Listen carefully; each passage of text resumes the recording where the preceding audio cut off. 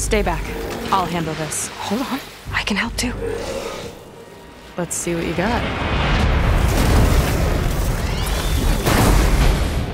It would have been relatively easy for Guerrilla Games to rest on their laurels and put out a Horizon expansion that was just more Forbidden West. And in some ways, the Burning Shores DLC is exactly that, a distilled helping of what made the core game so great. An elevated sci-fi story and a pulpy wrapping, tied with a bow made from high-octane action. You'll once again be fighting machines, solving puzzles, and yes, climbing tall structures. But Guerrilla has done much more here, adding in surprises with new machines to discover and introducing even more fun ways to take them down. Burning Shores is for the most part a great time, and clumsily engineered ending aside, a worthy addition to the Horizon series.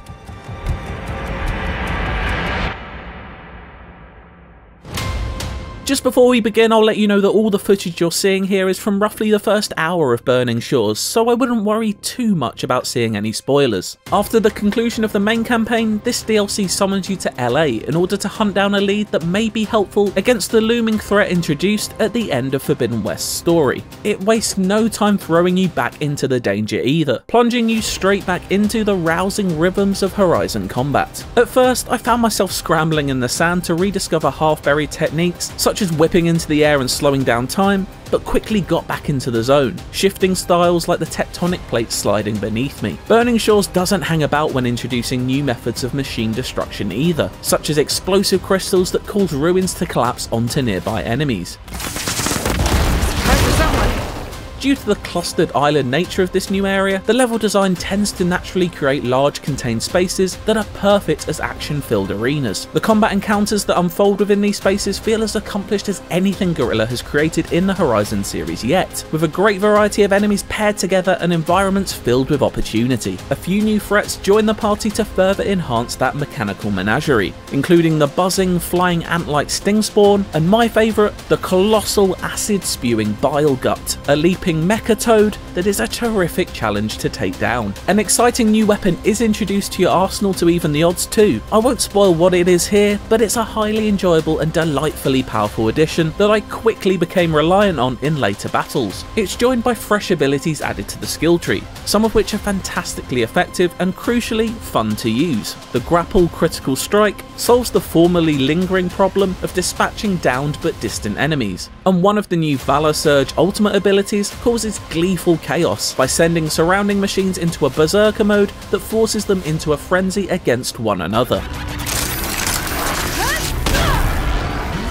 The depiction of LA itself is stunning, and further reinforces Forbidden West as one of the very best looking games out there. Some landmarks still stand, such as the crumbling husk of the Capitol Records building, where the only music being made these days is a clanging mashup of metal and electronic as machines whir and crackle. The new surroundings aren't just lovely to look at, but supply fun new gameplay quirks too. Fizzing geysers, yes that is how British people pronounce geyser, offer the chance to glide high into the air, making for an effective option in combat as you swoop over unsuspecting threats. Ballistas are used for their puzzle solving abilities as much as their destructive ones, as you create new paths in cliffs with their bolts. It's this smart deployment of equipment with multiple varying uses that serves as a further display of the clever design, end level aside, on display here. The majority of fights are a thrill, which makes it a deflating anticlimax when, in its big moments, Burning Shores falls a bit flat. An arrow sponge boss battle midway through its 5-hour story is a particular annoyance, and then there's the huge scale final encounter,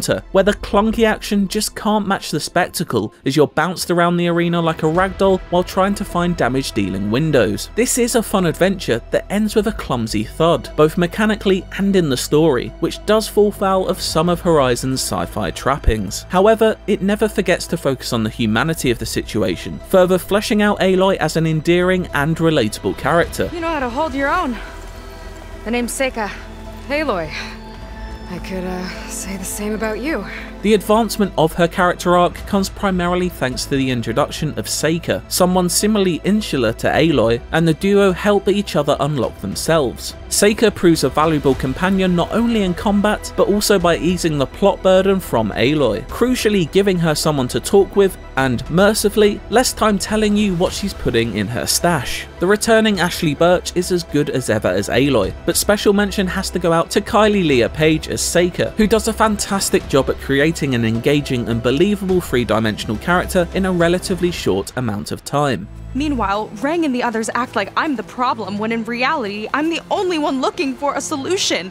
If Forbidden West was all about Aloy learning to work with others, then Burning Shores feasts on the fruits of those efforts thanks to her competitive but gradually softening dynamic with Seika. There will no doubt be discussions surrounding how their chapter together ends, but I felt it was largely in keeping with what we've learned about Aloy as a character over the series, even if this particular finish line does seem to have been rushed toward ever so slightly. Burning Shores is essentially one long side quest, which isn't necessarily a bad thing, as similar diversions were some of Forbidden West's high points, but sometimes it does struggle to balance character development with feeling like a worthy bridge to the inevitable sequel. It does play stage for a new Bioshock flavoured villain who is a moustache twiddle away from a cliche, and they don't really get enough screen time to come across as too significant a threat, but do manage to leave a charismatic mark on the story nonetheless. Despite the villain's slight impact, Burning Shores does ultimately feel like an essential chapter of Aloy's story, just not necessarily one to the world of Horizon as a whole.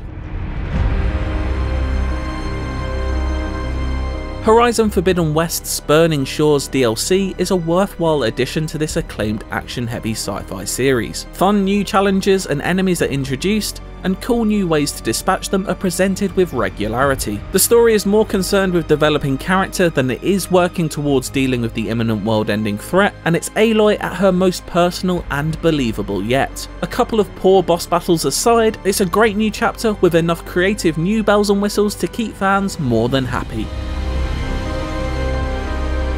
For more Horizon Forbidden West, why not check out my review of the full game, or the first 18 minutes of the Burning Shore DLC.